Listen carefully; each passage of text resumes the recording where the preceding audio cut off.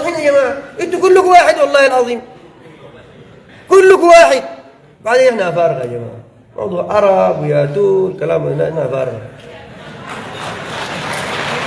احنا مسلمين، احنا مسلمين، احنا أفارقة.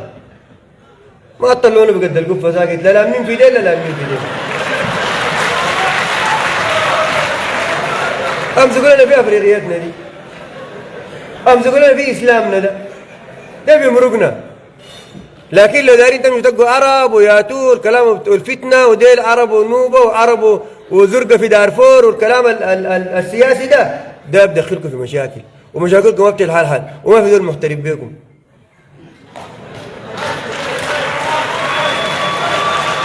والله أقول نصيحة، امشي من الجنوب ده امشي قدام انت احسن لك، امشي كده قرب. دي نصيحة اقول لكم، ودي انا عندي تجربة، ما بقول لكم الان، عندي تجارب فيها الكلام ده، ما كلام ساكت. نحن كلنا واحد، كلنا من ادم وادم من تراب، نحن كلنا واحد، نحن كلنا مسلمين بنقول لا الله محمد رسول الله، والمسلمين اخواننا في الانسانية ما عندنا فيهم راي، وكل الكتب السماوية دي ما عندنا فيها راي. احنا في النهايه بندعي الاسلام ندعي يا اخواننا، ولا ملبدني زي ما المسيحيين بيدعوا للتنصير، وما احنا ندعو الاسلام ندعي الناس كلها كلنا مسلمين. وده لم نختشي فيه ولم نجامل فيه ولا عندنا فوق كلام، وهي دول خالص هي قدرته. كويس؟ انا الشيء داير منكم المنافقين دول تنبذوهم. كويس؟